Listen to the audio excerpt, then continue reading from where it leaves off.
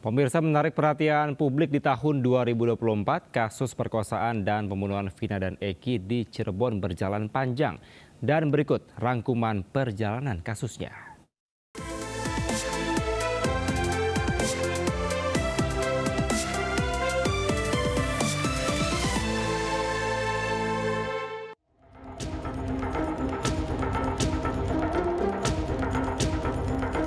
Pencarian tiga pelaku pembunuh Vina, Muhammad Rizky atau Eki, korban pembunuhan brutal para anggota geng motor di Cirebon, Jawa Barat, kini melibatkan dua kepolisian daerah, Polda Metro Jaya dan Polda Jawa Barat. Ketiganya, Dani, Andi, dan Peggy alias Perong. Hingga 8 tahun berselang, kasus pembunuhan terhadap Vina dan Eki menyimpan penggalan teka-teki yang belum terpecahkan. 3 pelaku masih buron, sementara 8 pelaku lainnya telah divonis penjara. Pembunuhan dan pemerkosaan Vina oleh 11 orang dari geng motor terjadi di Jalan Raya Talun, Cirebon, Jawa Barat 27 Agustus 2016 lalu. Jasad Vina ditemukan tak jauh dari jasad kekasihnya Eki. Keduanya juga menjadi korban kebrutalan geng motor. Saat itu Eki dan Vina berusia 16 tahun. Saat kejadian, Vina dan Eki sempat keliling dengan klub motornya, namun dilempari kelompok motor lainnya. Vina dan Eki dipukul hingga luka parah, bahkan sebelum meninggal Vina diperkosa pelaku secara bergantian. Lalu jasadnya dibuang ke bawah jembatan. Keduanya pun dianggap menjadi korban laka lantas. Kemudian kasus ini terbongkar oleh keluarga dan polisi dengan melihat dari sekujur tubuh Vina yang parah bukan semata karena laka lantas. Namun justru setelah kasus bergulir 8 tahun, 8 pelaku mengaku bukan pelaku sesungguhnya. Kejanggalan sudah terjadi sejak awal penanganan kasus hingga fakta persidangan. Kedelapan pelaku merupakan korban salah tangkap dari kesalahan awal penanganan kasus. Usai viral, Polda Jabar pun bergerak cepat. Salah satu buron kasus pembunuhan dan ruda paksa Vina Eki, Peggy Setiawan alias Perong, diringkus. Setelah 8 tahun masuk daftar pencarian orang atau DPO, Peggy ditangkap di Bandung, Jawa Barat. Polda Jabar menyebut Peggy sudah lama tinggal di Bandung dan berprofesi sebagai kuli bangunan. Polisi mengklaim tidak asal tangkap lantaran lebih dulu melakukan pendalaman dan mengumpulkan barang bukti. Selama pelarian, Peggy pun mengubah namanya menjadi Robi. Pasca ditangkapnya Peggy, polisi menggeledah dan meminta keterangan di rumah Peggy di Talun, Cirebon. Selama 3 jam, petugas mencari alat bukti hingga meminta keterangan dari keluarga yang bersangkutan. Polisi pun memastikan setelah memeriksa maraton, Peggy merupakan otak pembunuhan dan ruda paksa Vina Eki. Sementara itu, polisi juga memeriksa 7 terpidana lainnya untuk mengungkap peran Peggy dan 2 DPO lainnya. Sementara itu, Peggy Setiawan sempat mengelak akan keterlibatannya di kasus pembunuhan Vina Eki Cirebon. Tapi serangkaian bukti menguatkan keterlibatan Peggy dengan sejumlah alat bukti yang telah dikumpulkan polisi.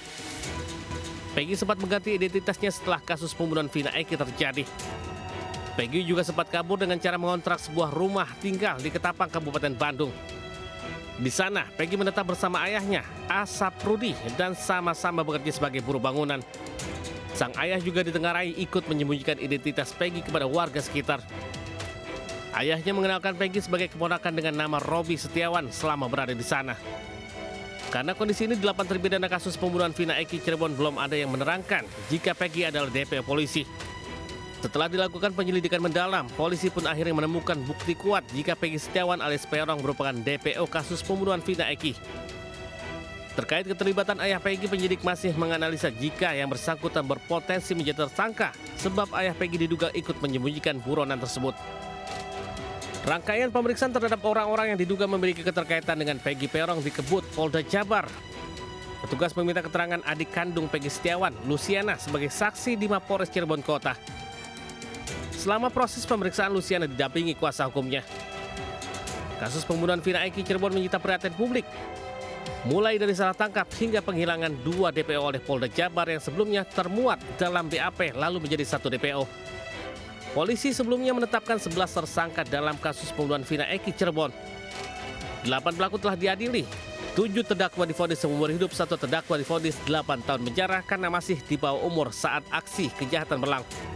Keluarga Peggy Setiawan langsung berpelukan dan menangis usai Hakim Tunggal Eman Sulaiman membacakan putusan Peggy Setiawan alias Perong bebas dari status tersangka dalam sidang pra-peradilan di Pengadilan Negeri Bandung. Kartini, ibunda Peggy, langsung sujud syukur bersyukur atas keputusan Hakim Eman Sulaiman. Kartini pun ingin menjemput Peggy yang kini ditahan di Polda Jabar. Dalam amar putusannya, Hakim Eman menyebut penahanan Peggy tidak sah dan memerintahkan segera membebaskan Peggy dari tahanan serta menghentikan proses penyidikan. Penetapan tersangka Peggy seharusnya diawali dengan pemeriksaan tersangka, namun hal ini tak dilakukan penyidik Polda Jabar. Sementara itu, Polda Jabar akan memenuhi semua putusan yang disampaikan oleh Hakim Eman Sulaiman. Namun pembebasan Peggy menunggu proses lebih lanjut berupa gelar perkara. Usai putusan dibacakan, Ibunda Peggy Setiawan Kartini mendatangi Mapolda Jabar untuk menjemput Peggy. Ibunda Peggy juga telah menyiapkan baju ganti bagi anaknya jika nanti proses pemberkasan terhadapnya selesai. Tim Liputan News melaporkan. Selain itu pemirsa, sepanjang tahun 2024 sejumlah selebriti di tanah air juga mengalami kasus hukum.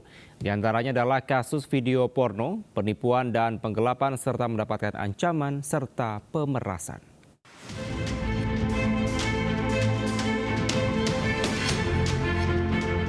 Di bulan Januari, Polda Metro Jaya memeriksa 11 pemeran film dewasa terdiri dari 9 perempuan dan 2 laki-laki di kawasan Jakarta Selatan sebagai tersangka. Setelah sebelumnya, Subdit 4 Siber Ditreskrimsus Polda Metro Jaya mengungkap kasus tindak pidana terkait pembuatan penyebaran 120 konten video porno pada bulan September 2023. Sejumlah pemeran film dewasa seperti Melly GP dan Firly Virginia dan 1 pemeran pria hadir memenuhi panggilan polisi. Pembuatan film dewasa yang diperankan sejumlah selebgram, artis, dan model ini dibuat di 3 studio berbeda di kawasan Jagakarsa dan Jati Padang, Jakarta Selatan. Sementara setelah dijemput paksa, Polda Metro Jaya resmi menahan selebgram sekaligus salah satu pemeran film porno di Jakarta Selatan, Siskae. Penahanan terhadap Siskae dilakukan lantaran dirinya tak operatif selama penyidikan berlangsung. Di bulan April, selebgram Chandrika Cika ditangkap aparat Satres Narkoba Polres Metro Jakarta Selatan atas penyalahgunaan narkoba di sebuah apartemen di Kuningan, Jakarta Selatan bersama 5 orang lainnya. Dari hasil pemeriksaan, Cika dan kelima temannya terbukti mengkonsumsi ganja berbentuk cair lantaran dari hasil tes urin kelimanya menunjukkan positif mengandung ganja. Selanjutnya, Chandrika Cika dan kelima temannya dibawa ke panti rehabilitasi di BNN Lido, Sukabumi, Jawa Barat selama 3 bulan. Hal ini dilakukan setelah proses asesmen di BNN Kota Jakarta Selatan dikabulkan pihak BNN.